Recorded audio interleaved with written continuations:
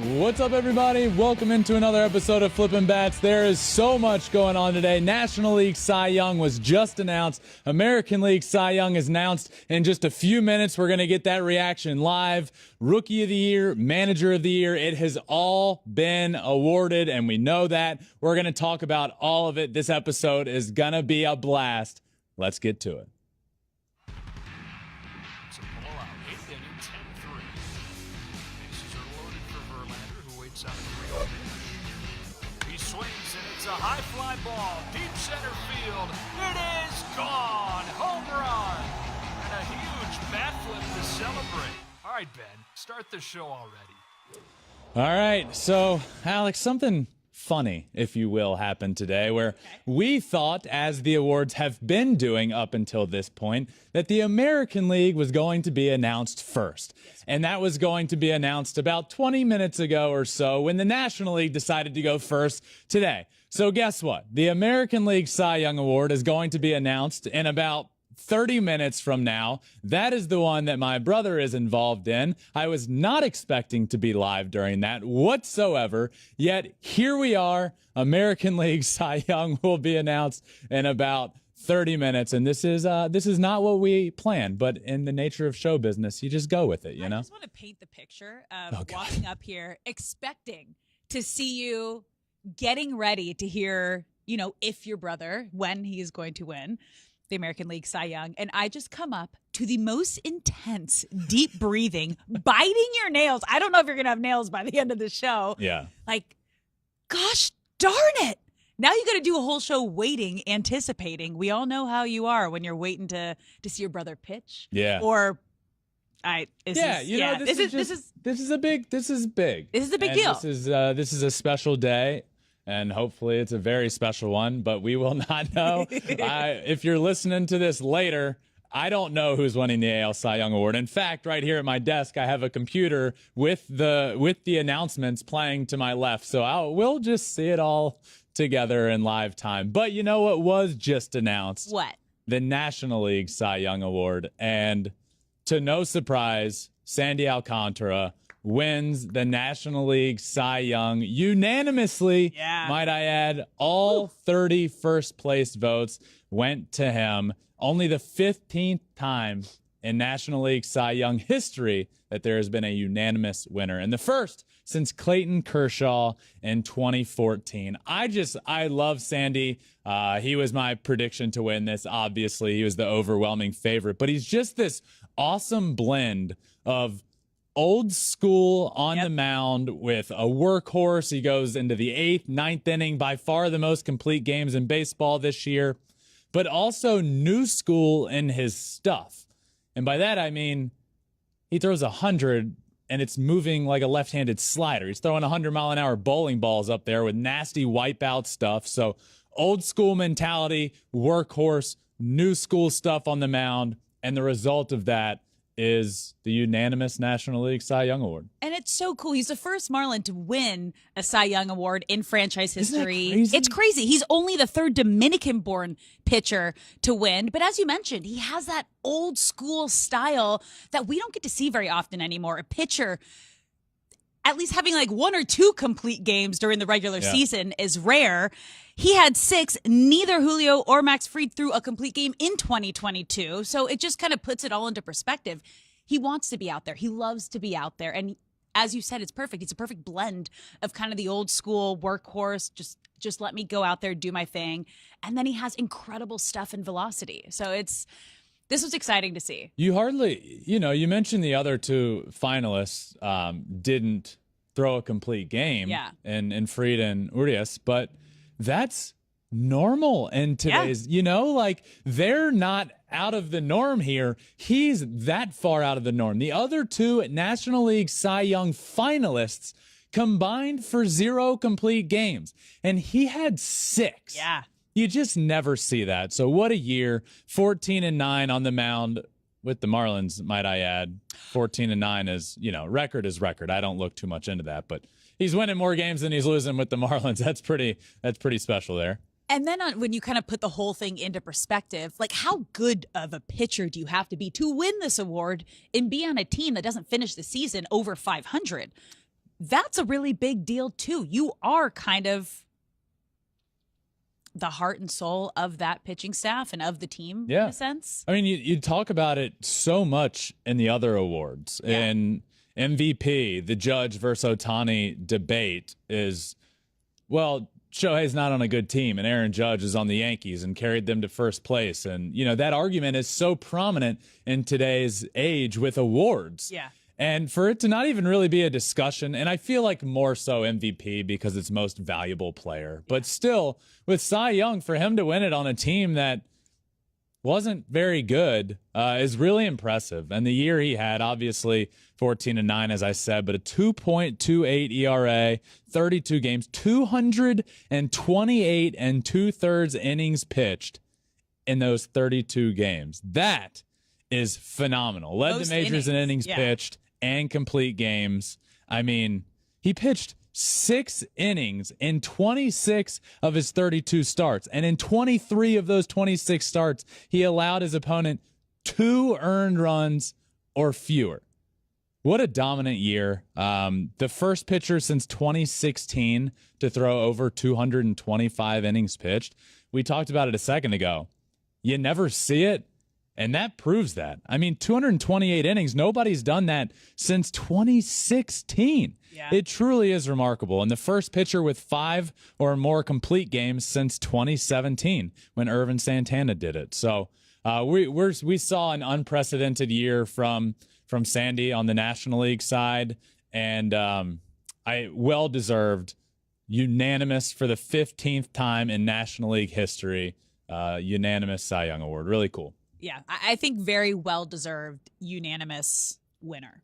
Yep, Cy I agree. Young winner. You mentioned first Cy Young in Marlins history, Franchise history. which is wild to Yeah. think about, by the way. But here's how this has shaped out in the past.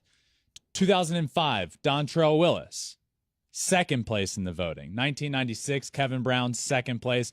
2013, Jose Fernandez came in third.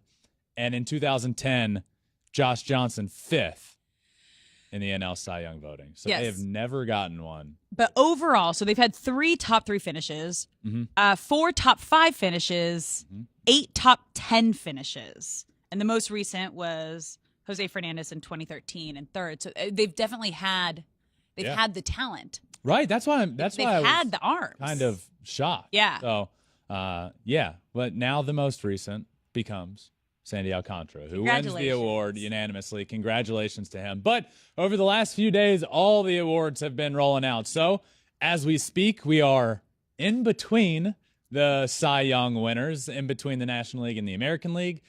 MVP is tomorrow, which we will be doing another show at the same time and will be released later in the evening, just like we're doing today. But already the Manager of the Year and Rookie of the Years have been announced. Alex, American League Rookie of the Year, to nobody's surprise, I think, Julio Rodriguez, the J-Rod Show, an absolute superstar. Yeah. He's a superstar. I have no problem saying that whatsoever. We saw one of the greatest rookie seasons of all time, honestly. 284, 28 home runs, 854 OPS, and that's with some time missed at the end of the year. He would have hit 30 home runs, I believe, for sure. And it's the first rookie in history in his debut season to go 25-25, which is 25 homers and 25 stolen bases. Mike Trout and Chris Young did it in their technical rookie season, but not in their debut year. So we're talking about an all-time season for a guy that was pegged to be a superstar coming up. He was a big prospect, and a lot of times you don't see that pay off right away for a team. Like normally it takes them some time. This was a superstar coming up. It was a big deal when he made the opening day roster. He got off to a slower start at the plate and then turned into one of the greatest rookie seasons that we have ever seen. But it was not unanimous, might I add, which we can talk a little bit more later if we want. But all but one vote. That's so silly. To Julio for first place. Adley Rutschman getting the other first place vote. But what a year. All-Star, Silver Slugger, Rookie of the Year. The accolades just go on for this guy. I mean, you said it. A star was born this year. And not often do you see that pan out, but he is the big reason that the Mariners were able to end their 21-year playoff drought, even though he missed, was the last 2 weeks of the regular season with an injury. He got put on the 10-day IL. I mean, the last month of the regular season, he was top 3 in Major League Baseball in average, slugging, OPS. Like, he was everything and more that you wanted a guy to be. And we kind of got a little inside look of this during the watch party when they were announcing Rookie of the Year, and he had his entire family around. You could just see the love and support that he has from his family, and that is so important for young players, to have good examples, to have that support system, to have that appreciation and just knowing, remembering where you came from and bringing everyone else along the way. And it was just so cool to get that kind of inside look into the family life and into him and his life. I think we're looking at him, I think potentially, and obviously I don't think so right now. I think the Judges and the Otanis and there's other guys that will take this title right now. But I think we're looking at Julio Rodriguez potentially being the face of baseball at some point. And I walked away from the All-Star game so impressed by him and his ability to be extremely charismatic and personable to everyone he talks to in multiple different languages. I mean, you don't see that from a guy that's his age, from a different country. I mean, I am obviously so impressed by the player that he is on the field, but off of the field, this is everything you want in your star player if you're the Mariners, or for the face of baseball one day if you're Major League Baseball. He's what baseball is all about. He has fun playing the game. He's active on social media. He's a superstar. He's charismatic on and off the field.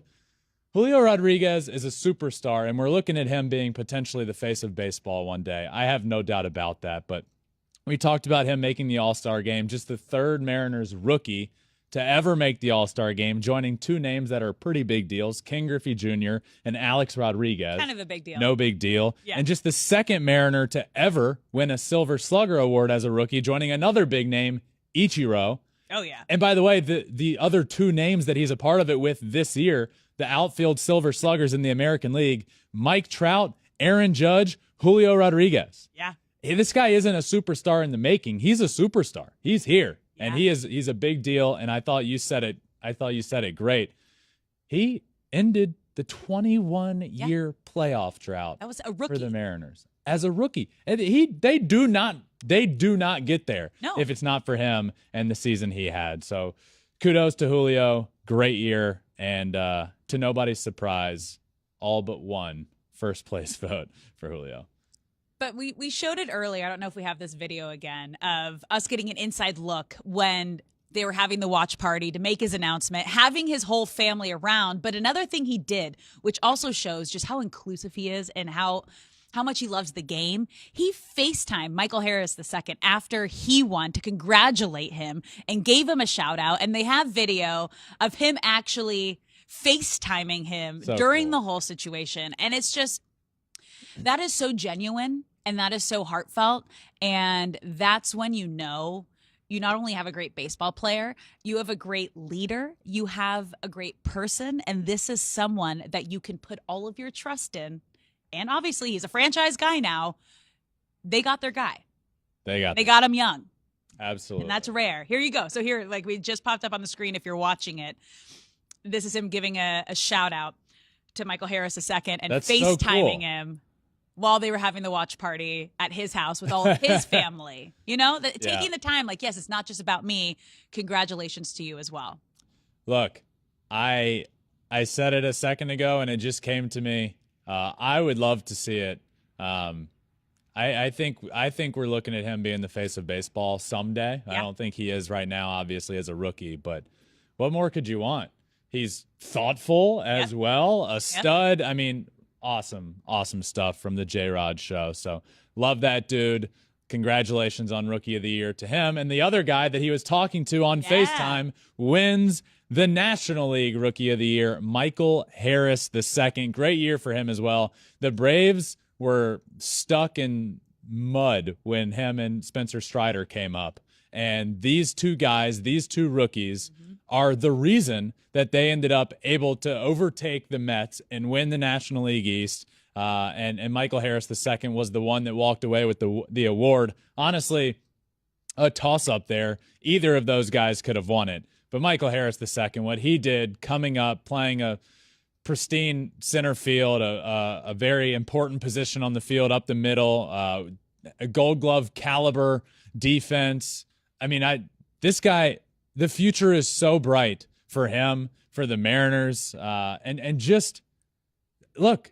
I can't, when I think of Michael Harris winning, I thought it could have gone either way, as I mentioned, but Spencer Strider ended up finishing second. Yep. So Michael Harris II and Spencer Strider go 1 and 2 in the National League Rookie of the Year voting, which I wondered, how often does that happen? And luckily, we have a great research team here at Fox Sports, and I got that answer.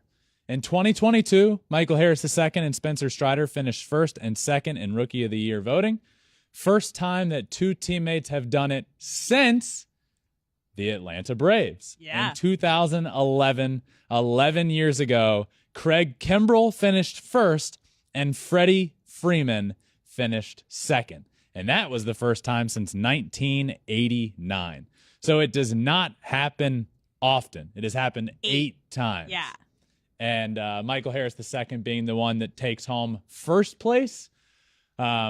By the way, just a little side note here. I keep looking over at my computer. My brother is on the screen now being interviewed. I am unwell, but we're going to do this live, my friends. We are just, I don't know, probably about 10 to 15 minutes away from American League Cy Young Award being announced. And I just can't stop look. Deep breath again. Let's practice your deep breaths. He's the favorite. Yeah. But one, I don't want to count my chickens before they hatch. But two, we weren't supposed to be live for that announcement. And what if it doesn't happen? Don't go there. Don't go there yet. Stay positive. Think positive. I'll be positive. Everything's going to be all right. We're going to have to cut this. We're going to have to cut my mic.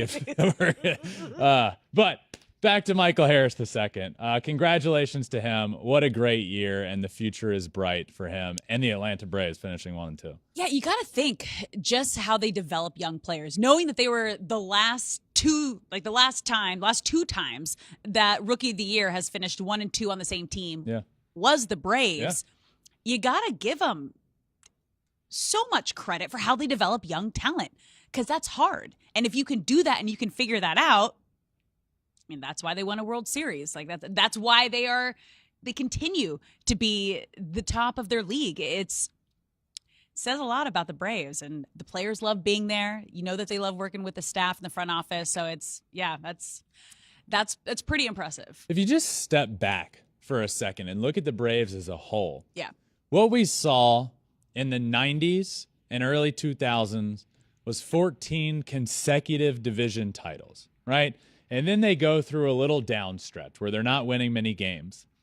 And now they're back. Yeah. This doesn't just speak to the way they're handling their team now or in 2011. The last few decades, they just build from within. They do it right. They go on these long stretches of greatness, and they're doing it again now. Mm-hmm. And Alex, you made a good point of how they're doing it, but yeah, 1 and 2 now, 1 and 2 in 2011. You look at Ronald Acuna and Ozzie Albies and the contracts they got. So they're not only producing this talent and doing that the right way, they're also signing these guys early on. They're saying to the guys, hey, we believe in you and the future that you have. Yep. And you may not have shown yet that you're worth $100 million or whatever we're willing to give you, but we believe in you. And we've seen so many of those deals now with so many of these young talent. And you look back and you look at the deals that Ronald Acuna and Ozzie Albies are on, and you're like, oh my God, that is more than a steal. I've never seen anything like this. They build their guys from within. They say, we believe in you. They throw them long-term contracts early on, and that's why we're seeing this extended periods of greatness, not only now, but it's the same sort of routine and the same sort of blueprint that they had in the 90s when they did it with a whole other group of people. There was just a small period of time, a few years in between, where they're like, we need to reset and we're going to do it all over again. And now we're in that phase of do it all over again. And these guys are a part of it. But think about it. As an athlete, this could actually go for in any position in any job. You want to feel wanted, right? So if you have your team and your franchise coming to you pretty early on in your career saying, we believe in you, we want you to be here, we see a bright future, you're going to get the guys for what, as you said, would be a huge steal once they actually reach their peak in their career. And it's one of the smartest things you can do if you see that and if you believe in it, because they're going to buy in as a young player because they feel wanted and they feel respected and they feel their worth is well respected. I feel like we could have a conversation on that for hours one day, and maybe we will. But I'm on the fence about those contracts from a player perspective. Okay. I almost feel like you get trapped. I almost feel like it's like, okay, I'm 20, 21 years old. Here's all of this money. If I wait 3 years at this same trajectory, I could make $100 or hundreds of $1 million more. But at this age, and it's all guaranteed, I feel like I have to take this. So it's the risk you take betting on yourself. It is. Yeah. It's risky. And there could be a long conversation about that. But to the Braves' credit, they continue to do it. Yep. The guys continue to sign because they want to be there. The franchise. And look, it's worked out well for the Braves and for the players as well, honestly, who are there. They're winning. They're making money. So, but this Rookie of the Year voting, I think, just proves, especially on the American League side, that this new CBA agreement that we came to in the last offseason, I talked so much about because guess what? It's the only thing I had to talk about for a very long period of time. But one of the important things in there was how teams are handling rookies, because for so long, we saw service time manipulation, where they weren't bringing up players that we knew were talented enough to play at the big leagues. The one name that I look back on that I think is the most prominent face of this is Chris Bryant, back when he was ready to come up and the Cubs literally wouldn't break camp with him, waited the exact amount of days that they needed to get an extra year of service time from him and brought him up on that day, and he ended up being great, obviously.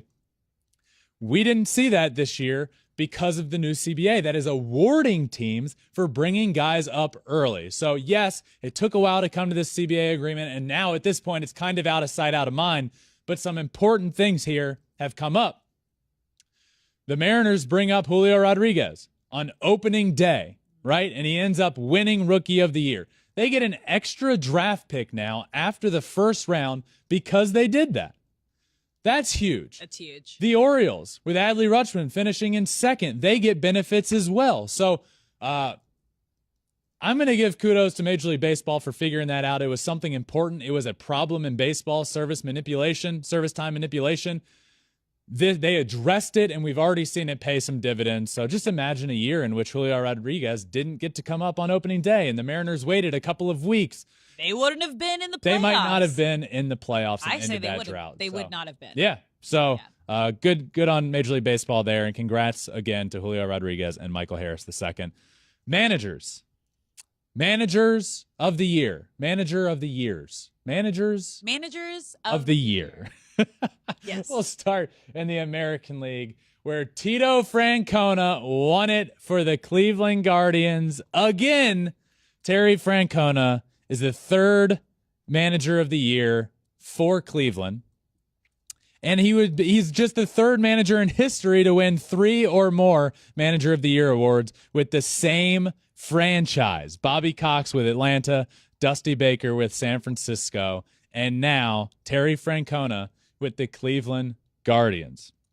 Congratulations to him. The Guardians, oh my God, where do we even begin? Manager of the Year is probably one of the tougher ones to vote for, just because it's like, well, how do you vote for the guy that had the most wins with the 1 seed? Well, guess what? He wasn't even a finalist. Do you vote for a team that was not supposed to be great and did? What do you do? Well, Terry Francona wins with the team that was projected before the year to win 76 games, and they ended up going 92-70 and winning the American League Central. And they had the youngest team in Major League Baseball, 17 rookies this season making their debut. I mean, that alone right there, and how far they ended up going in the postseason, I think they shocked everybody. No one expected them to get to that point, but it seemed like everybody bought in. They were having fun. And when you have a team like that that's fearless and having a good time and having fun with baseball, they were fun to watch. I think this is so well-deserved, and it's only up from here with all of their young talent that they have. Like, this is going to be an exciting next couple of years for the Guardians. Absolutely. And just from full disclosure here, I think we're getting close. Okay. I think it's about to happen. Okay. Do we have it? Yeah, Do we they have. sound? They currently have Dallas Keuchel talking about, I assume, what it feels like for him to have won the award before. Okay.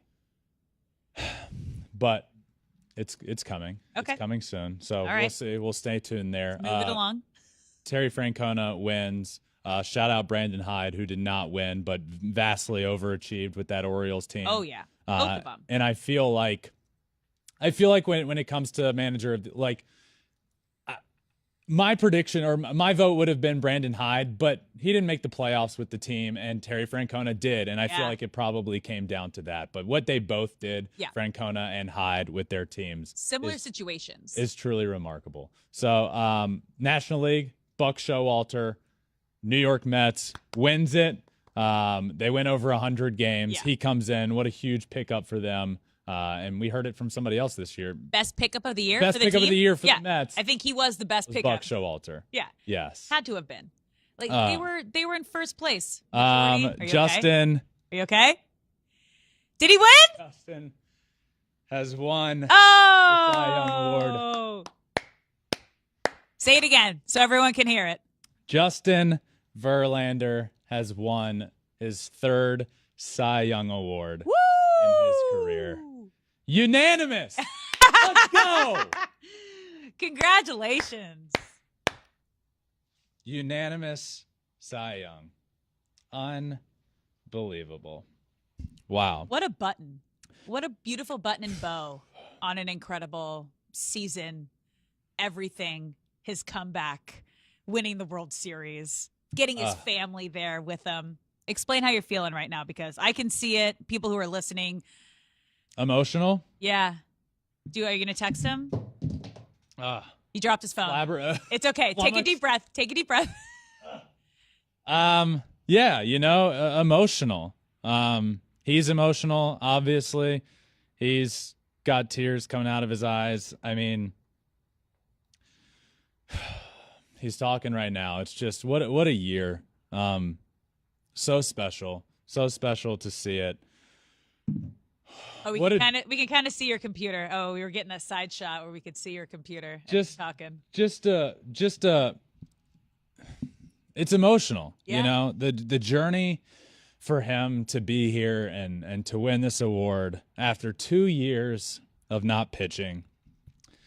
It's just emotional, like we get emotional for each other. We've talked about this. Like, it's okay. We saw it at the World Series. We saw it when he won his We cried in each other's arms at the World Series. Yeah. And now here we are a couple weeks later.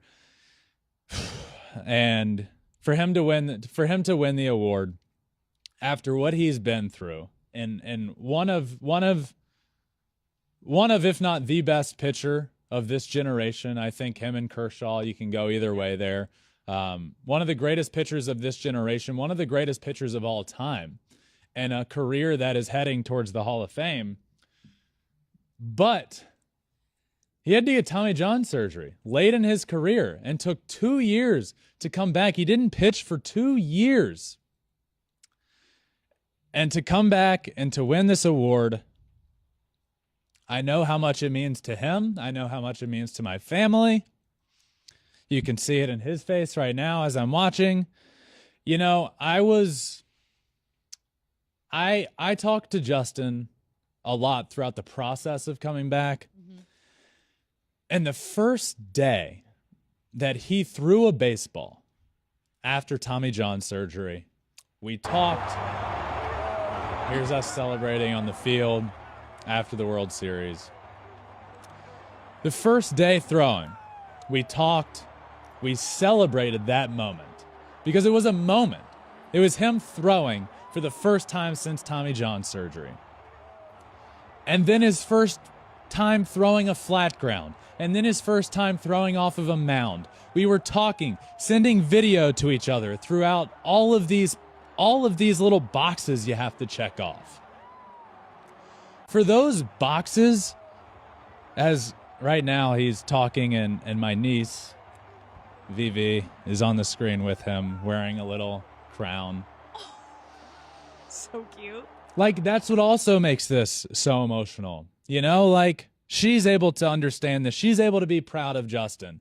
For him to check off all of these boxes that ended up leading up to a box that you couldn't have even imagined checking off, which was a World Series win, a World Series championship, and now a Cy Young Award in his first year back. The last year he pitched, he won the Cy Young Award. This is 2 years in a row of Justin pitching that he's won the Cy Young Award, and now at 39 years old, he has won his third ever Cy Young Award. It's incredible. This is incredible to see. The journey was full of blood, sweat, and tears. And if anybody knows that, it's my sister-in-law, Kate, who on the field at the World Series, she joined the show and talked all about Justin's journey back to the mound. So if we have that, let's check that out. Justin in general is just one of the reasons I love him is he's just the most positive person I've ever met. And even from the moment that he heard he had to have surgery, he was so positive about it and was like, you know what, I'm upset, but I get to spend time with my daughter that I would never have. And I just feel really grateful about that. And he does. Whenever he sets his mind to, he puts his all into. Just so cool. And the journey wasn't easy. And as I said, there were so many check boxes. And even talking to him at the beginning of this year, hearing what those check boxes were, it was, okay, great. I've thrown off a mound now. I've finished my rehab. Those are all check boxes. But then you have to start a season. Then you start spring training, and it's, okay, I have to pitch to a live batter again for the first time. Okay, now I have to pitch in a game for the first time. Now I have to complete 3 innings. Now I have to complete 5 innings. Now I get to start on opening day. Now I have to pitch against another team.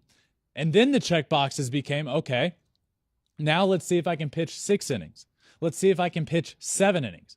Let's get to that 100 pitch mark, which I know was something super important to him, and he did it fairly early on in the year. But that was a big check mark, was being able to throw 100 pitches again for the first time. He did that. Then he starts checking off all these other things that are just accolades on top of it. An all-star game, playoffs. Next thing you know, you haven't pitched in 2 years and you're having to pitch in the playoffs and go deep into the playoffs. Then you're checking off things that you didn't even imagine. A World Series victory, a World Series championship, and now here today, a Cy Young Award for the 3rd time in his career. I think the most impressive part of his entire journey is the mentality that you have to have through all of this. Because at 39 years old, coming back from one of the toughest surgeries a pitcher can have, Tommy John surgery, always doesn't happen the way that it happened for him in his first year back. And as you mentioned, every milestone and hurdle and box he had to check along the way always comes with doubt. And then also knowing, what is my future going to look like after this year? Knowing that you are a free agent after this year. There is so much on the line, betting on yourself, believing in yourself, being able to also spend that quality time with his daughter, your niece that Kate Upton talked to us about in the post-game show, was just how much he believed in himself, but he would be the father and the husband that he needed to be when he was at home, even though he was battling and going through all of these tough, emotional, life-changing, career-changing moments to try to get back to where he was as a Cy Young winner the last time he pitched. Yep. When you put all of that kind of into perspective and everything that he was juggling and everything he was trying to do and accomplish and then was able to in that first year back, is one of the most impressive things I think we have seen. It's one of the greatest seasons of all time. Yeah. And it's certainly the best season ever for a pitcher his age. It's unprecedented to, one, be as good as he was, but two, do it on top of Tommy John surgery. That's unprecedented in itself. And then there's a legitimate conversation that this might have been his best season of all time. Yeah. Like, this year he went 18-4, a 1.75 ERA. In 2011, which is probably considered his best year, the year he won MVP, he went 24-5, 251 innings pitched, 250 strikeouts, and a 2.40 ERA, 172 ERA plus. ERA plus is 100. ERA plus is league average. So 172 ERA plus is 72% above the average. This year, his ERA plus was 220. 220, 120% above MLB average. I mean, I'm trying to come to terms with it this year. What a season. What a last 2 weeks for your family. What a season. What a last 2 weeks. And, the work ethic that we talked about, that Kate talked about, that's the reason that's the reason Justin has been my role model throughout my entire life, is he's taught me so many things. But one of the big reasons he is my role model is because of the work ethic, his dedication, his competitiveness. I've learned so much in my life from him, more than he probably even knows. But I do a good job of telling him this, and we talked about it the other day. After the season ended, we talked for a while, and I congratulated him and told him what I just said, basically, that he's always been my role model. And this year, to see what he went through, to see the downtime, it's unprecedented. The work ethic that it took, the ability to even come back, all the check boxes that I talked about. One of the greatest seasons of all time, and we've never seen anything like this, and I couldn't be more proud of him. So congratulations to Justin for winning the 2022 American League Cy Young Award. Woo! So cool. Man. So cool. Also, side note, this could have gone horribly wrong if we were not supposed to be live. We're not. Remember, we weren't focusing on that. We were trying not to focus on it, but just I couldn't stop thinking about it because, I wasn't talking about it because I'm very superstitious, but what were we going to do if I was live? There were going to be F-bombs dropping. I was excited for it. Either way, it was going to be great content, Yeah. I'm going to call Justin. Okay. I'm going to call him. Live on the show? Live on the show. You got just so everyone knows, they are big FaceTimers. They FaceTimed. I'm going to make them aware. But they FaceTimed on the field when they were going to the World Series. They FaceTimed the moment that we landed in Houston for the World Series. Like, their brotherly connection is the cutest, most pure thing. Oh, here we go. Before you say anything, I'm live, but I just wanted to let you know that I love you and I'm so proud of you, man. So cool, man. I'm so proud of you. I didn't want you to. Disclosure. They're rewatching it in the room on the TV, and so that Vivi wanted to see herself on TV, and you were calling. I'm like, I gotta go, man. I started talking, and I'm like, man, I don't want to hear myself talk. I gotta go. When she came in on with the crown on her head, I was live and I lost it. I got emotional. It was so cool, man. Man, I appreciate it. What a ride. What a ride, man. Well, congrats, Justin. Everyone here says congrats. I love you, man. I'm proud of you. See you, buddy. Love you too. Bye.